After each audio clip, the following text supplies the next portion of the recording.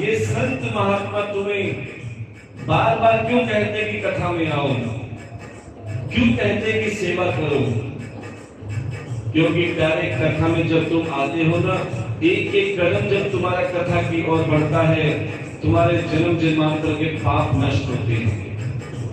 दूसरी बात, जब तुम कथा में सेवा करते हो, चाहे वो भागवत कथा में अखंड ज्योत में घी की व्यवस्था हो, चाहे ब्राह्मण भोजन की व्यवस्था हो,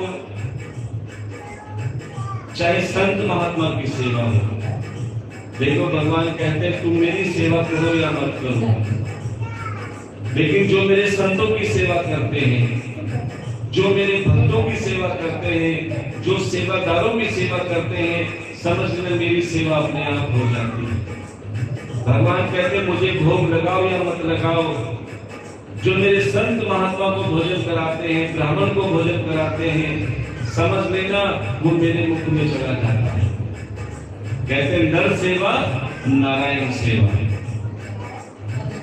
क्यों सेवा की जाती है? क्योंकि जाने अनजाने में हमसे बहुत पाप होते हैं, हमसे बहुत पाप होते हैं। सब परमात्मा को मौका देता है कि क्या इन पापों को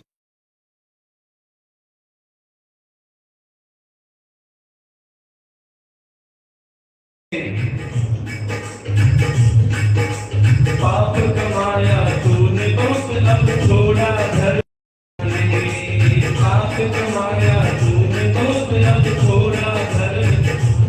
जिंदगी भर इंसान कभी झूठ बोलता है, कभी बेईमानी करता है, कभी छल, कभी कपट करता है, लेकिन भगवान तुम्हें मौका देता है कि जो तू सारी जिंदगी नहीं कर पाया, 7 दिन सेवा कर लेगा तो तेरे सारे पाप नष्ट हो जाएंगे।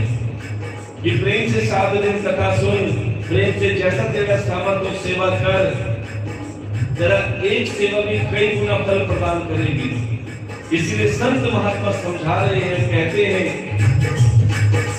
पाप कमाया तूने तो अब छोड़ा धर्म कमाने, पाप कमाया तूने तो अब छोड़ा धर्म कमाने। कुछ तो समय है अब मानव तो शाम नाम गुण गाने, कुछ तो समय है अब मानव तो राम नाम गुण गाने। क्या मिलता है राम नाम लेने से? क्या मिलता है श्याम नाम लेने से? बताए। राम नाम से मिट जाएगा, राम नाम से मिट जाएगा, श्याम नाम से मिट जाएगा।